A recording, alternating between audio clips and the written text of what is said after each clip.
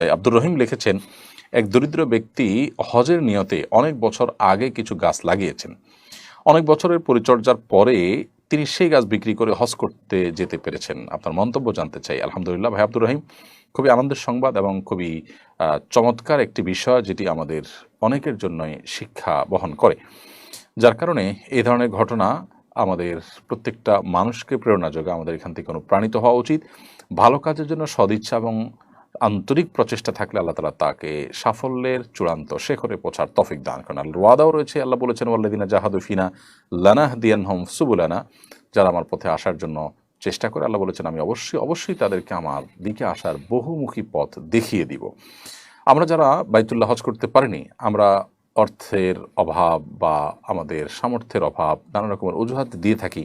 এই অজুহাতগুলো যে যথার্থ নয়, বরং আমাদের আন্তরিকতা, আন্তরিক প্রচেষ্টা, আমাদের ঐকান্তিক চেষ্টা, আমাদের সার্বিক আপনার সদিচ্ছা এবং নানামুখী উদ্যোগ গ্রহণ করাটা যে কর্তব্য, সেটি আমরা পালন করতে কার্পণ্য করে থাকি।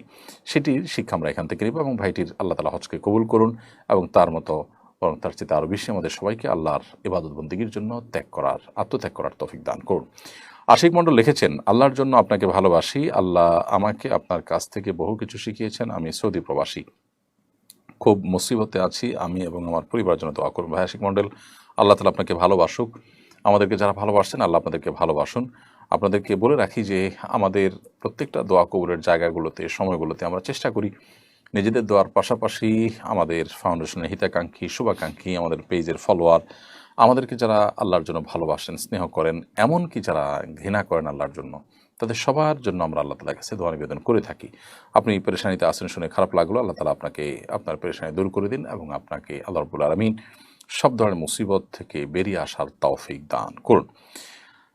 এরপরে শারমিন বিথি আপনি লিখেছেন, মেয়েরা কি লোহার, তামার ও সিটি গোল্ডের গহনা পড়তে পারে? মেয়েরা স্বর্ণ এবং রূপার বা আপনার অন্যান্য যে সমস্ত পাথর ইত্যাদি আছে, সে সমস্ত কিছুর গহনা ইত্যাদি তারা পড়তে পারেন। এছাড়া তামা কিংবা লোহা এটা পরা জায়েজ নয়। সিটি গোল্ডে পড়তে পারেন।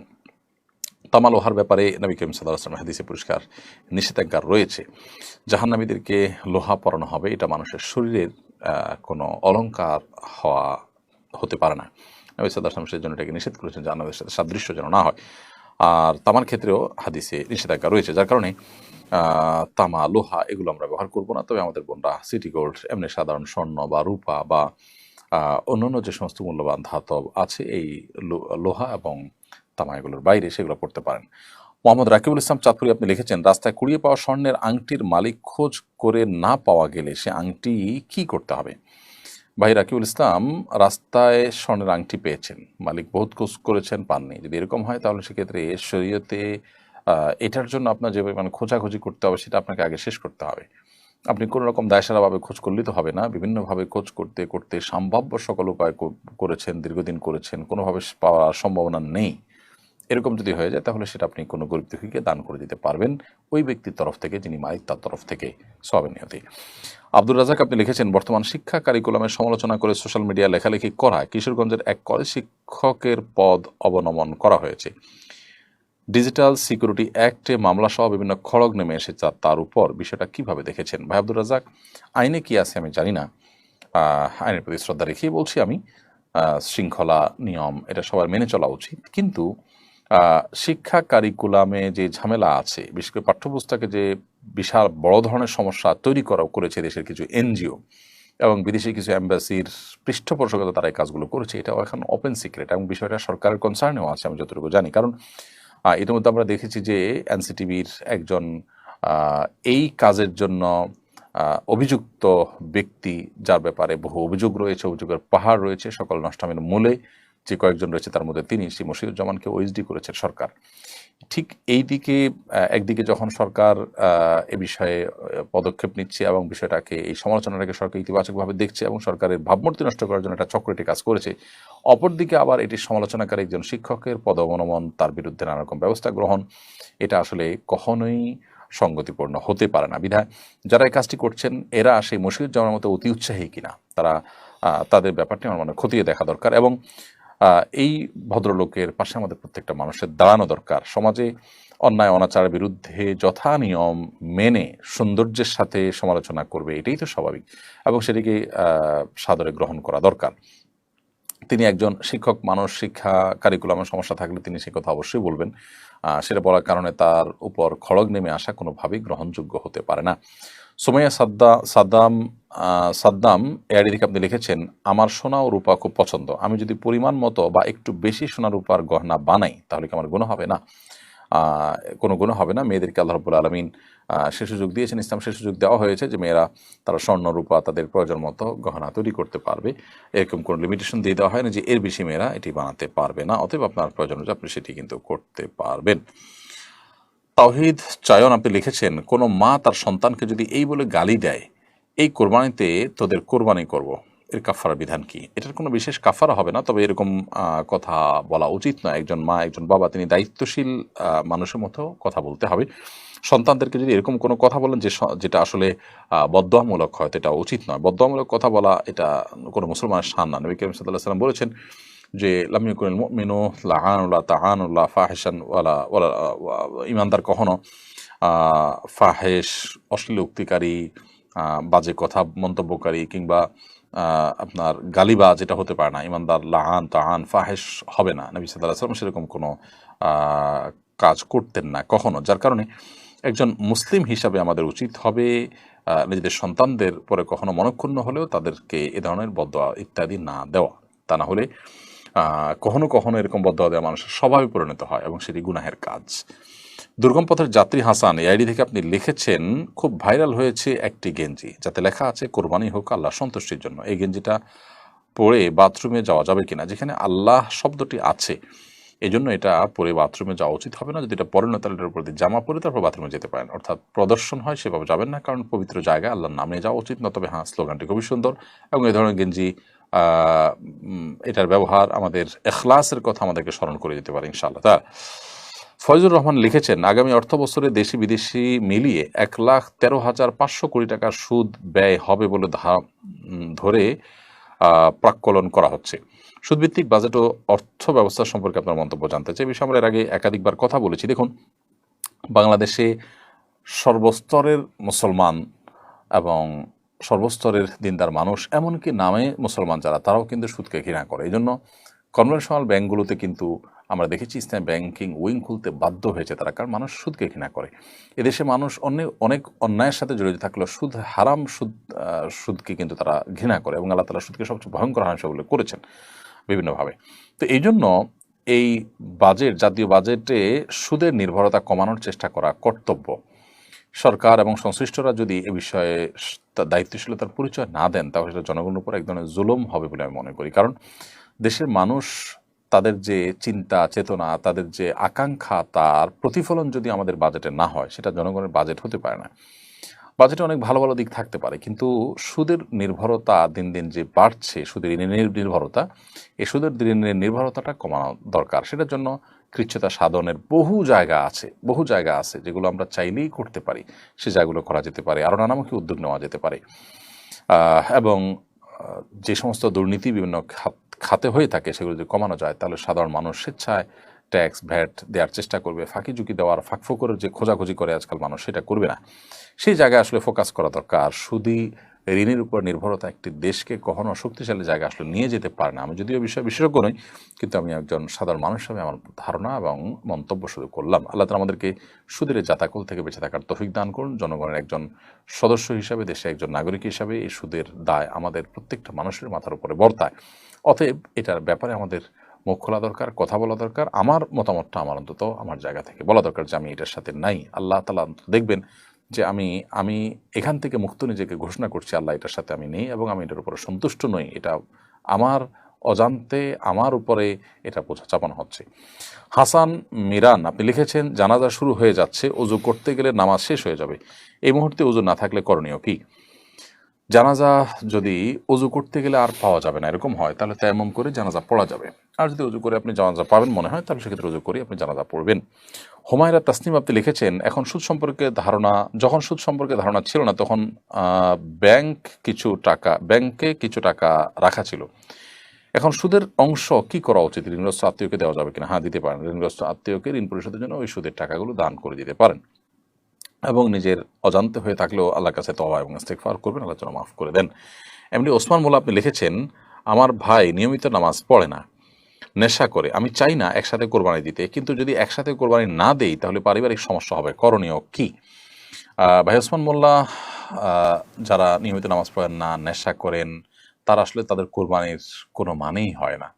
এটা লুঙ্গি খুলে পাগড়ি পরার মতো। অতএব এ সমস্ত মানুষের সাথে যৌথভাবে কোরবানি না দিয়ে নিজে বরং একাই কোরবানি দেওয়া উচিত, অথবা মুত্তাকি পরহেজগারদের সাথে কোরবানি দেওয়া উচিত। সাইফুদ্দিন আপনি লিখেছেন, একটি পাবলিক বিশ্ববিদ্যালয়ে শিক্ষকের বিরুদ্ধে তার স্ত্রী সংবাদ সম্মেলন করে অভিযোগ করেছেন তার শিক্ষক স্বামী তাকে নিয়মিত নির্যাতন করে এবং যৌতুক দাবি করে। এই বিষয়ে আপনার মন্তব্য কামনা করছি। দেখুন, পাবলিক বিশ্ববিদ্যালয়ের শিক্ষক এর বিরুদ্ধে এ ধরনের অভিযোগ যেমন উঠেছে, এই ধরনের অভিযোগ আরও বিভিন্ন পেশার মানুষদের বিরুদ্ধেও কিন্তু উঠতে পারে। তো এরকম পরিস্থিতি আমাদের সমাজে যে হচ্ছে সেটি দুঃখজনক। আল্লাহ তাআলা কোরআনে কারিমে আমাদেরকে নির্দেশ করেছেন, পুরুষদেরকে আশিরুহুন্না বিল মারুফ, তোমরা তোমাদের স্ত্রীগণের সাথে সুন্দর এবং যথাযথভাবে তোমাদের দিনাতিপাত করো এবং সংসার করো, অতএব তাদের প্রতি কোনো অবিচার করা জায়েজ নয়। ঠিক একইভাবে স্ত্রীগণও স্বামীর প্রতি কোনোভাবে যদি অনাচার এবং অবিচার করেন, আজকাল অনেক ঘরে ঘরে স্বামীদেরকে নানা ফাঁদে ফেলে তাদেরকে নানা রকম টর্চার করা হয়ে থাকে, তাদেরকে দুর্বল করার চেষ্টা করা হয়ে থাকে, সেগুলো কিন্তু অনুচিত এবং হারাম কাজ। একজন মুসলমান তিনি বিশ্বাস করবেন যে তার প্রত্যেকটা কর্মকাণ্ডের জন্য আল্লাহর সামনে তাকে দাঁড়াতে হবে, এই ধরনের হারাম কাজ থেকে বেঁচে থাকার চেষ্টা করতে হবে। জুলুম সর্বাবস্থায় অন্ধকার হয়ে আসবে কিয়ামতের ময়দানে। নবী সাল্লাল্লাহু আলাইহি ওয়াসাল্লাম বলেছেন, আয-যুলমু যুলুমাতুন ইয়াউমাল কিয়ামা, দুনিয়ার জুলুম কিয়ামতের ময়দানে বহুমুখী অন্ধকার হয়ে আমাদের সামনে কিন্তু আবির্ভূত হবে। ইউহা আক্তার আপনি লিখেছেন, আমার স্বামী প্রবাসে থাকে, আমার এক ছেলে এক মেয়ে, আমি আল্লাহর রহমতে পর্দা করার চেষ্টা করি। আমার মেয়েকে মাদ্রাসায় নিতে এবং বাসায় নিতে হয়, সেজন্য আমি কি ইজি বাইক চালাতে পারবো? ইজি বাইক চালালে আপনার প্রাইভেসি এবং পর্দা পরিপূর্ণ মেনটেন করা খুবই কঠিন, আমি যতটুকু জানি। কারণ প্রচণ্ড বাতাসের মধ্যে ইজি বাইক আপনি চালাতে হবে, সেটা খোলামেলা থাকবে। তো এই পরিস্থিতিতে ইজি বাইক না চালিয়ে বিকল্প কোনো পথ আপনার খুঁজে নেওয়া উচিত। একজন নারী তার পর্দা, তার প্রাইভেসি, তার ব্যক্তিত্ব, এগুলোকে বিসর্জন দিতে পারে না কোনো অবস্থাতেই। সেই বিষয়টা আমাদের মাথায় রাখা দরকার। জি এম নুরুজ্জামান গাজী আপনি লিখেছেন, আমরা সারাদিন কাজের ভেতর কোন আমল করবো দয়া করে জানাবেন। কাজের ফাঁকে ফাঁকে আমরা যে কোনো তাসবিহ পড়তে পারি, সুবহানাল্লাহ, আলহামদুলিল্লাহ, আল্লাহু আকবার, সুবহানাল্লাহ ওয়া বিহামদিহি, সুবহানাল্লাহিল আযীম। বিশেষ করে জিলহজের প্রথম দশক চলছে, এখন আমরা বিশেষ করে পড়বো আল্লাহু আকবার, আল্লাহু আকবার, লা ইলাহা ইল্লাল্লাহ, আল্লাহু আকবার, আল্লাহু আকবার ওয়া লিল্লাহিল হামদ। এর বাইরে মনে মনে আল্লাহর কথা স্মরণ করলাম, আল্লাহর সাথে কথা বললাম, দোয়া করলাম, এগুলো সবগুলো কিন্তু জিকিরের মধ্যে শামিল হবে ইনশাআল্লাহু তাআলা। টিএইচ তারেক আপনি লিখেছেন, আমি অনেক চেষ্টা করেও মাস্টারবেশন থেকে বের হতে পারছি না, পরামর্শ দিয়ে বাড়িতে করবেন। আল্লাহ তাআলা আপনাকে সাহায্য করুন এই হারাম কাজ থেকে বেরিয়ে আসার। এটার জন্য নির্জনতাকে আপনি অ্যাভয়েড করবেন এবং যথাসম্ভব তাড়াতাড়ি বিবাহ করবেন। বিবাহের পর স্ত্রী থেকে খুব বেশি দিন বাইরে থাকবেন না, এবং যে সমস্ত ভিডিও, যে সমস্ত ছবি, যে সমস্ত লেখা জোখা আপনাকে এই হারাম কাজ করতে বাধ্য করে বা সেই পথে নিয়ে যায়, সেগুলোর পথ বন্ধ করে দিবেন। এটি হলো সবচাইতে কার্যকর উপায়। অতএব আপনি সোশ্যাল মিডিয়া থেকে যদি অভ্যাস হয়ে থাকে সেগুলো বন্ধ করে দেন, বা আপনার সেখান থেকে সেগুলো শেষ হয় ডিলিট করে দেন, আনইনস্টল করে দেন মোবাইল থেকে, অথবা স্মার্টফোন আপনি বিক্রি করে ফেলান, একটা বাটন ফোনে চলে আসেন। 6 মাসের জন্য যদি নিজেকে একটু এভাবে আপনি পরিবর্তন করতে পারেন, ইনশাআল্লাহ বিদিন আল্লাহ তাআলা আপনাকে সাহায্য করবেন। সোহরাব হাসান আপনি লিখেছেন, একজন ভাইরাল গায়ক বলেছেন গানের টাকা হারাম হয়, তিনি তা না খেয়ে সেই টাকা দিয়ে বাড়ি বানিয়েছেন। এ নিয়ে আলোচনা সমালোচনা হওয়ার পর এবার ঘোষণা দিয়েছেন ধীরে ধীরে তিনি গানই ছেড়ে দিবেন। পুরো বিষয়টাকে আপনি কীভাবে দেখছেন? ভাই সোহরাব হোসেন, এ বিষয়ে আমি শুনেছি, তবে গায়কের বক্তব্যটা শোনা হয়নি। যিনি এরকমটি বলেছেন তিনি আসলে তার প্রথম উক্ত কথাটি তার ধারণা ইসলাম সম্পর্কে পরিপূর্ণ ধারণা না থাকার কারণে হয়তো তিনি বলেছেন, তার প্রতি শ্রদ্ধা রেখেই বলছি। তিনি যে হারাম থেকে বেঁচে থাকার চেষ্টা করছেন সেটাকে সাধুবাদ জানাচ্ছি, সেটা অত্যন্ত প্রশংসনীয় একটি অ্যাপ্রোচ তার। তবে তাই বলে গানের টাকা হারাম দেখে তিনি সেটা না খেয়ে সেটাতে বাড়ি বানাবেন, সেটা আসলে জায়েজ হবে না। যেটা বলছিলাম তার ধারণা নেই। হারাম খেতে নিষেধ করা হয়েছে মানে এই না যে হারাম টাকা দিয়ে খাওয়া ছাড়া অন্যান্য কাজ, জামা কাপড় বানানো, ঘরবাড়ি বানানো জায়েজ হবে। এখানে খাওয়া বলতে আসলে ভোগ করা, সেটা যেভাবেই হোক, এবং হারাম উপার্জন করাকে বোঝানো হয়েছে। অতএব হারাম সেটা উপার্জন করাটাই হারাম ইটসেলফ, আপনি ভোগ করেন বা না করেন। আর যদি ভোগ করেন তাহলে সেটা খাওয়া হোক আর অন্য কোনোভাবে ভোগ করা হোক, সব কিছুর মধ্যে শামিল হবে।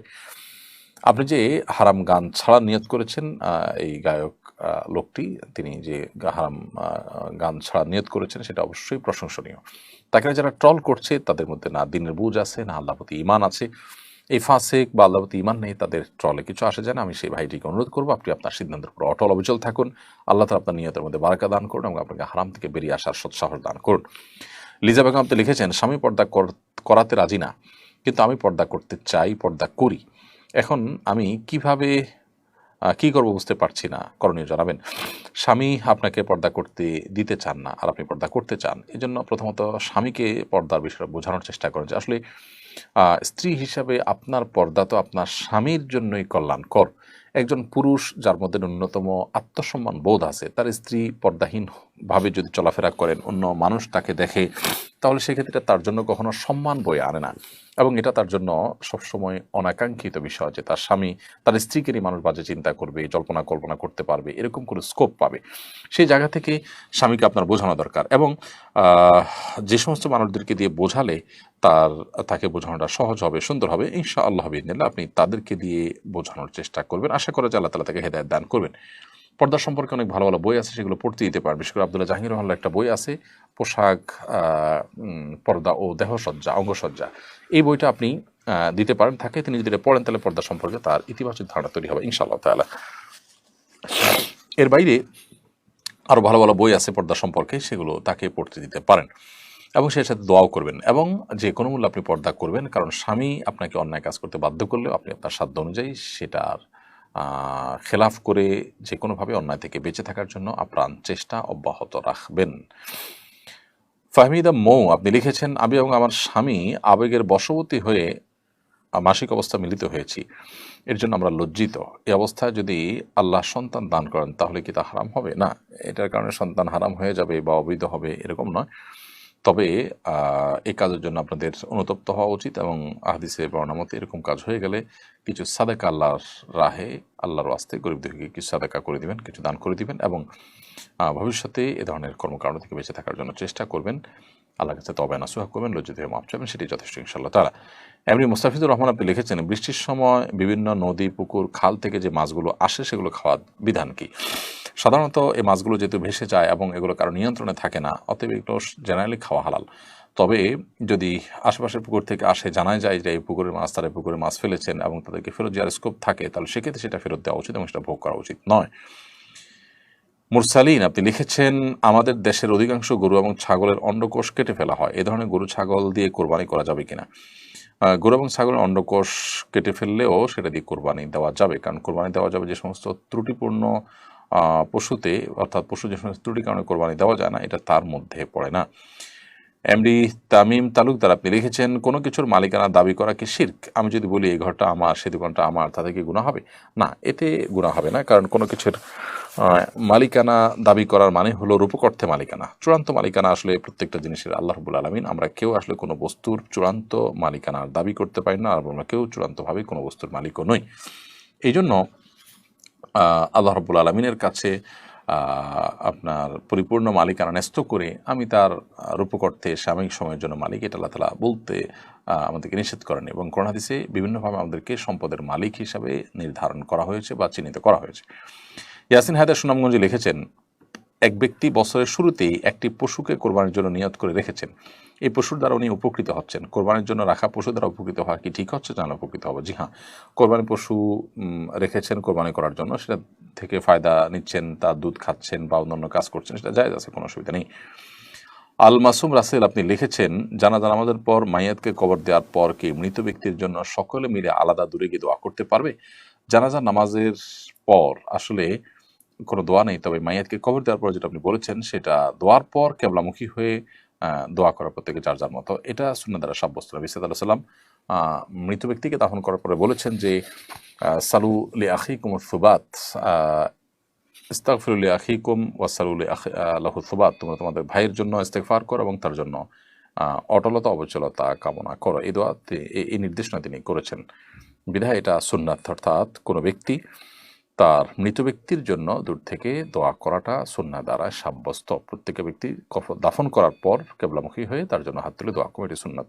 তবে জানাজার পরে কোনো হাত তুলে দোয়া করা সুন্নাহ দ্বারা সাব্যস্ত নয়।